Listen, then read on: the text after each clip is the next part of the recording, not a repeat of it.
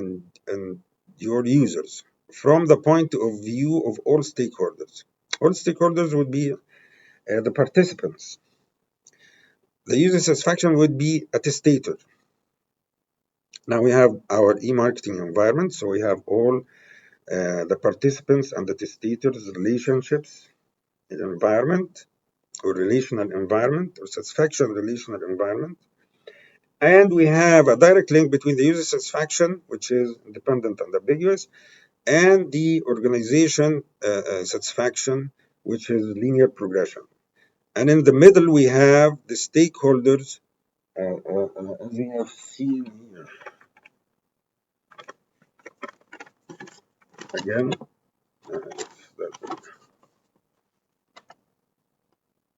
okay, so that's status, but then we're going to talk about the user satisfaction, but we can relate them through the key performance indicators, KPIs, and the day-to-day operation. So day-to-day operation, independent and ambiguous. Interdisciplinary, cross-disciplinary, okay?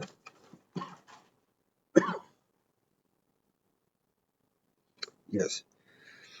There are two main methods to analyze performance. The first school of thought, make people work better for the organization, make strategic and operational needs and wants work better for the linear progression.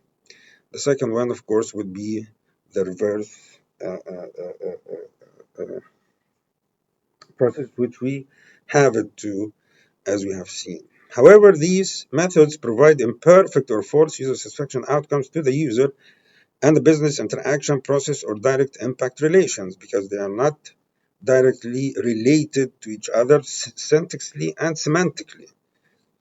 Our method idea is to connect between the user and the business, taking into mind both of their strategic objectives using performance indicators by satisfaction strategy as the main reasoning behind the classification tree or user satisfaction, strategic alignment, and integrity development, and control the reasoning behind user satisfaction measures, planning, and user satisfaction results.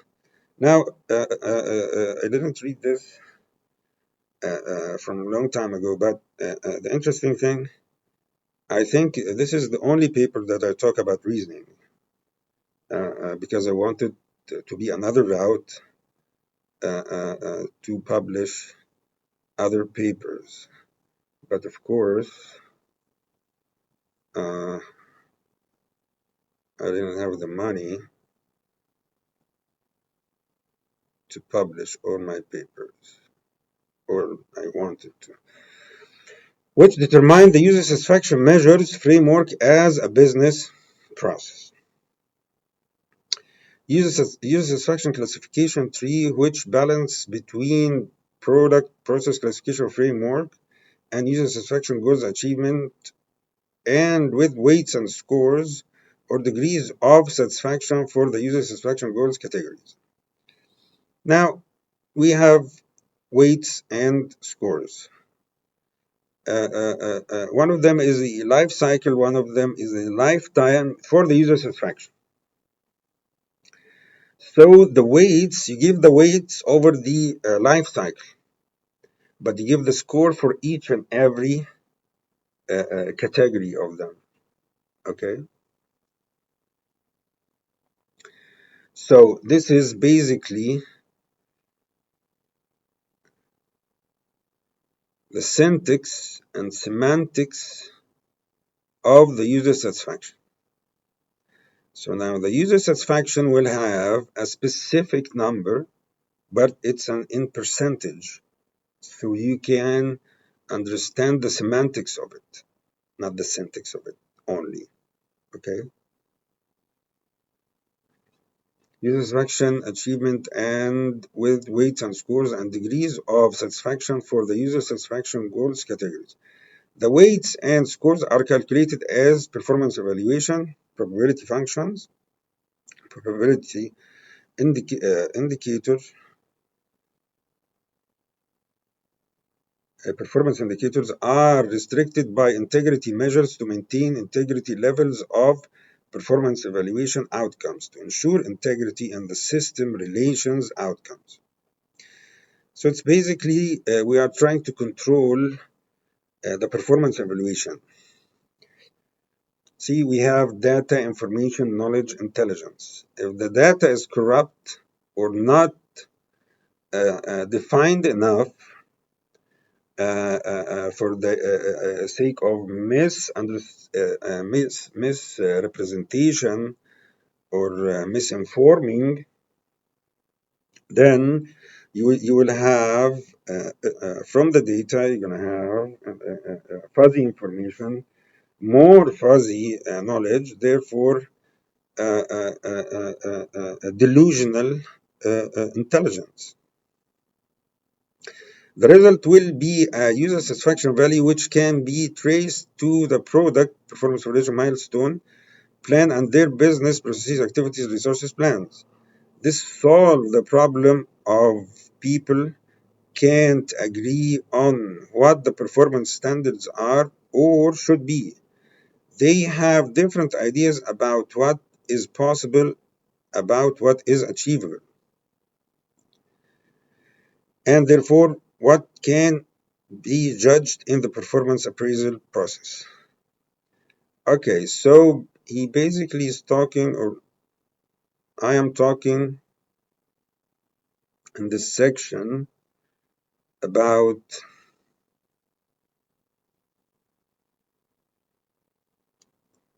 is a lifetime more important than a life cycle? Now, if the life cycle is infinite, how can we control it? If we know the life cycle will go forever to the unknown environment, can the known environment relate to the unknown environment?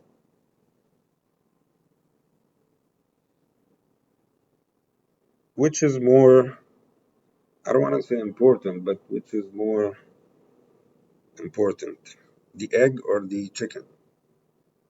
Why do we need to know if the egg came first or the chicken came first? That is the semantics of it. Okay, that is a question, of course. If you want to answer it, the problem is that we have to figure out a way to integrate diverse user web data into ongoing user satisfaction business concerns. That's where the key performance indicators come in. They remove the necessity to learn about new applications and integrity measures. Basically, the performance evaluation of satisfaction gives you a minimum and a maximum. So as long you are, let's say this is, if I go like this, if I go outside, no, if I go outside the minimum and maximum, then my lifetime, okay, I'm in the satisfaction performance evaluation. Let's say this camera frame. Now we're going to take this camera frame like this. Now, if I go out of the frame, this means the lifetime at this specific instant has doesn't have satisfaction. So the lifetime will change the life cycle performance or satisfaction performance variation so that my face will still be in the camera, or my face. So now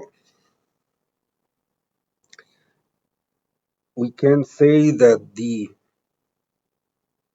life cycle is changeable by the satisfaction lifetime of the testators and the participants. So the participants represent the life cycle, but the testators represent the lifetimes. Testators are user satisfaction, product satisfaction, business satisfaction, related or contained in the same environment, but their satisfaction intention is sustainability, reproduction of the product satisfaction. But when you think about the user satisfaction or the business satisfaction, they think about themselves as lifetimes. So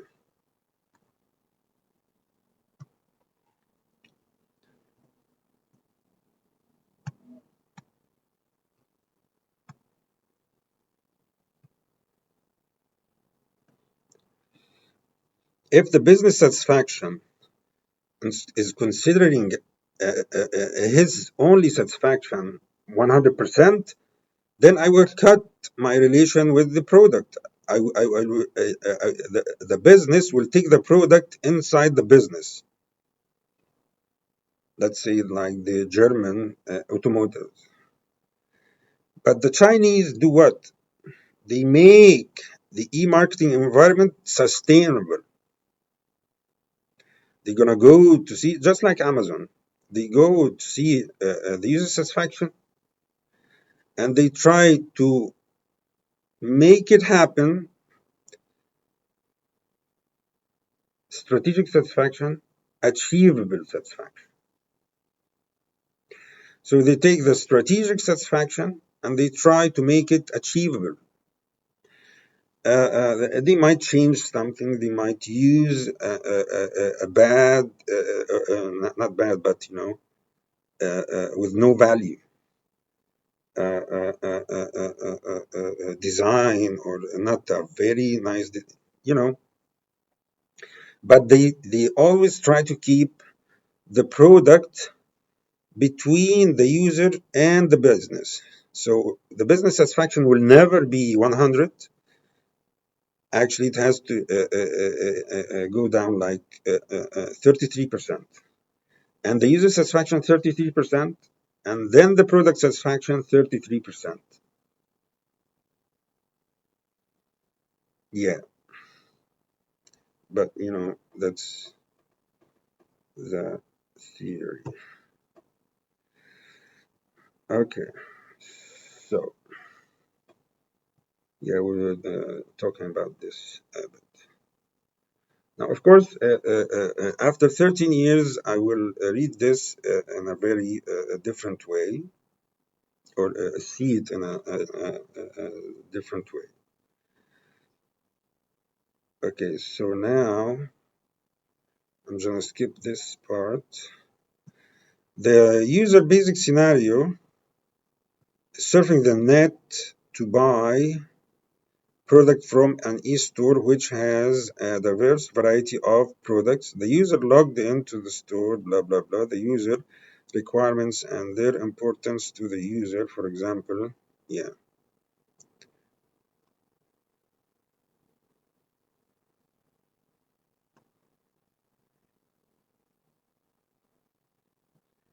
The product quality and important than the price. Is the cost more important than the recycled product? The user satisfaction levels defining makes the user satisfied and their degree of importance to the user. Now we are talking about the weight and score of the user satisfaction, which will link between the weight life cycle and its lifetime scores. Okay. For example, is the shipping option within country and international delivery more important than the price or its timing? So now I'm talking about quantity, lifetimes, and life cycle. Is purchasing sequence more important than the after sale?